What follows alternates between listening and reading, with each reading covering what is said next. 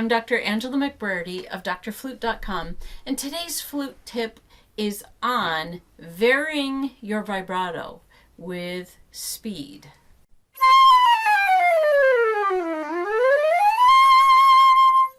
Now, vibrato is one of those things that a lot of people, when they play, it gets turned on and that's vibrato.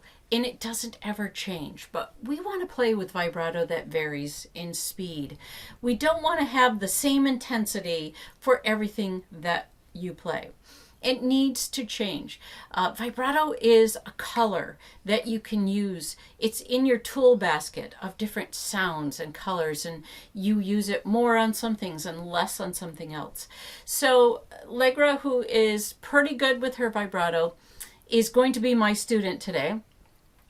And she's helped me out before on a video, and I think that she can do a really good job of kind of demonstrating what I'm talking about. So Allegra, this says the 4A Fantasy. Could you just play that B just with your vibrato that you normally use?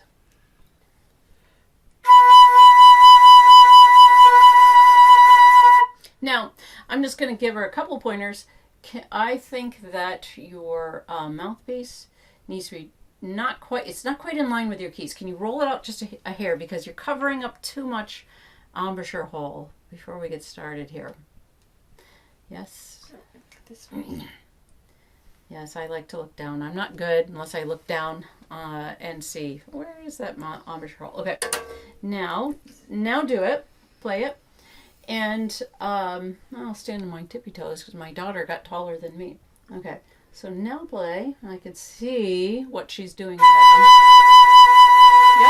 Now I want to roll that out. You're just rolling it. Good. Now the only other thing before we work on this is I'd like you to raise your upper lip. See if you can have a little more space between your lips when you're playing that high B. I like that sound better. Now you hear how I had the dip, it wanted to go down?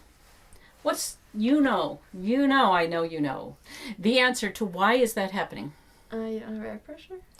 One is not enough air pressure. Two would be the air. Oh, you need the air went down. Yep.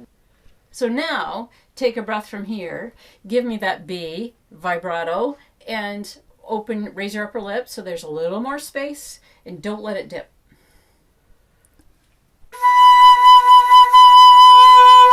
Yep, we need to have it out. Don't let it roll in. Yeah. So because I'm making her roll out, it's dipping because she's not used to that. She's used to having it a little bit rolled in, which you know you're not supposed to do. But that's not the point of today. So that's a nice vibrato. It has a nice speed. It's not too deep. It's not too slow. It's not too fast. It's a good default vibrato, and we all need to have our default vibrato.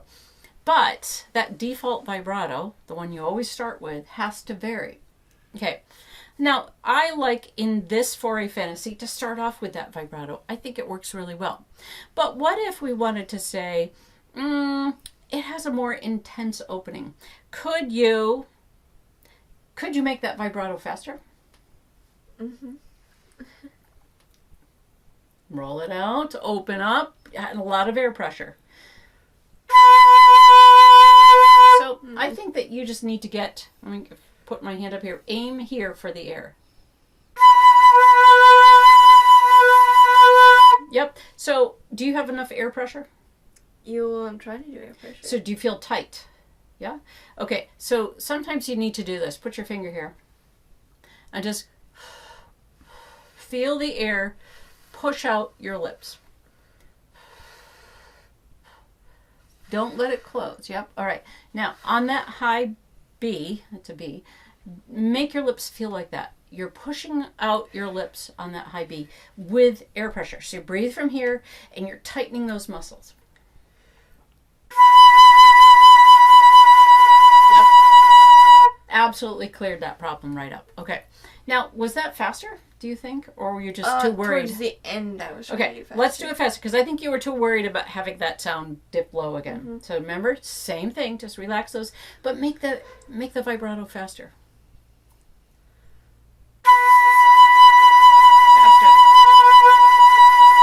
Yes. Yeah. Okay, so it's starting to roll in. Keep it rolled out. Yeah, to make the vibrato faster is really the same motion that you use. You just pulsed it quicker, right? Mm-hmm. You didn't have to do anything totally different.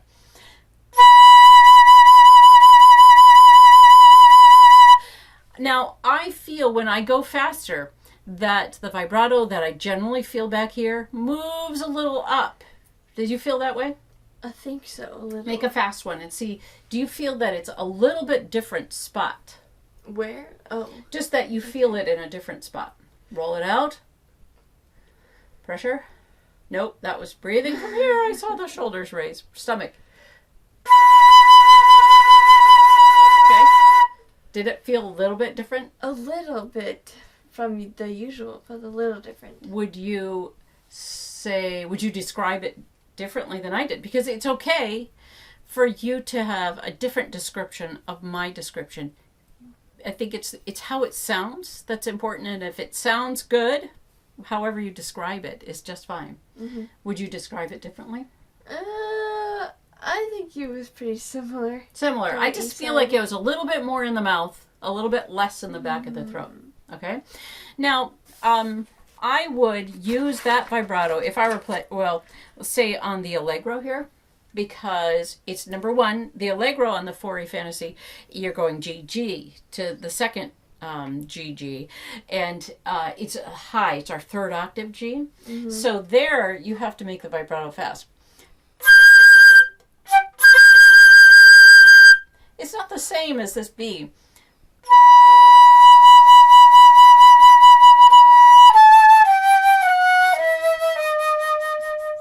Right? Mm-hmm. So show me that you go da-da, and that vibrato is much faster there. Yeah. Now, what's your vibrato speed here? Just regular? Just play it. Yeah. Now play your high G and make the vibrato a quick pace. Now, just play the high G. You're getting a little bit tight in your throat, I can see. So take that yawning breath.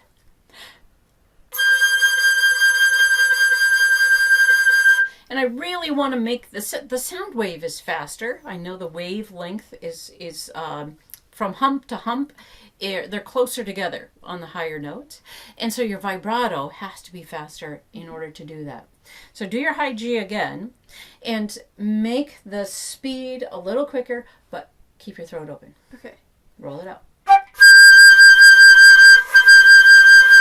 Yes. Yeah, that was better. When it faltered, that's because you rolled it a little bit. I think if you'd kept it open, that was good. I liked that. And that's what you want to do. You want to make your vibrato fit the piece that you're playing. Now, I didn't bring down anything Baroque. But if we were doing Baroque, I want this vibrato, a teacher of mine called it back vibrato. I want that vibrato to be not as discernible. So if I'm playing this 4A, and then I'm going to play a low B here, and I'm going to make it more Baroque-ish.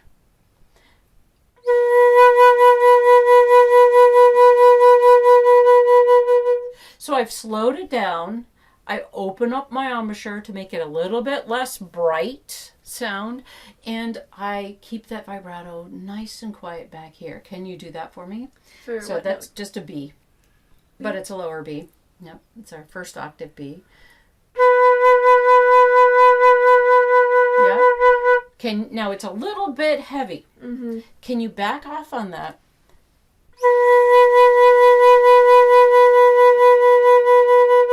I'm barely doing it. Okay. It's just very gentle.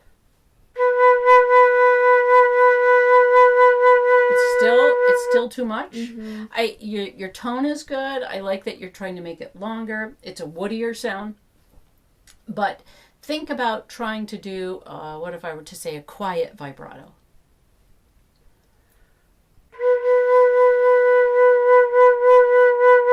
So here your tone was quiet, but the vibrato was the same.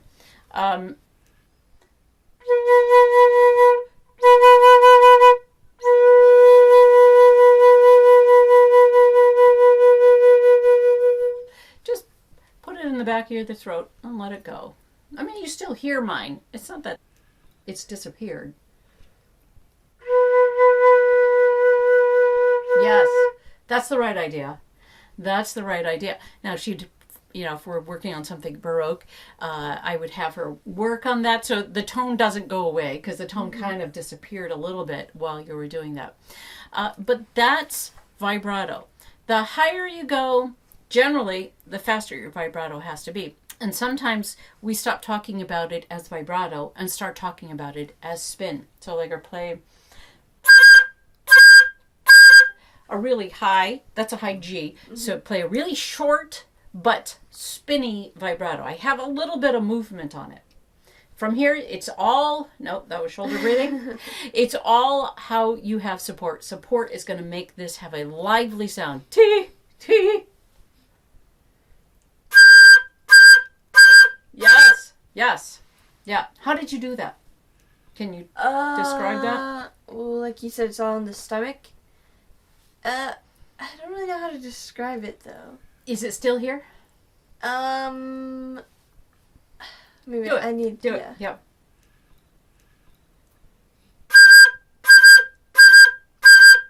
Yeah, I feel like it still is in the throat. It still is a little bit here, yeah. How you are going to make that movement happen. But I can tell you, you're not going to have it unless you have support, right? Mm-hmm. Yes. So we're still working on making sure that every single time you breathe is from the stomach.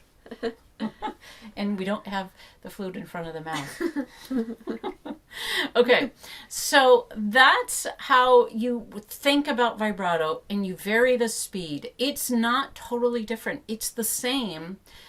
It's just that you have to be in control of your vibrato. Too many people are not in control. It's what they put the flute up, and this is what comes out. And there's many a pop singer out there that does this. Their vibrato is natural, it's there, but they can't change it. It is always the same.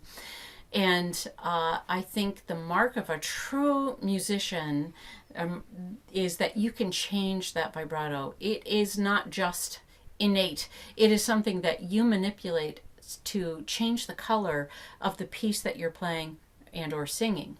So, Allegra, now I want you to work and think about your vibrato, and not to just use the same one all the time. Okay. But think, does the piece you're working on want a faster one, maybe a more modern piece? Or are you thinking of having a really woody type of sound and you want a slower pastoral type of vibrato? All right, so those are some things you can work on. I think you showed it pretty well.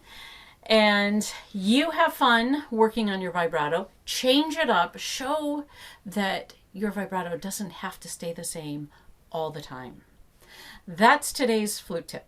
If you liked today's video, press the like button, subscribe, comment below, and share it with your friends.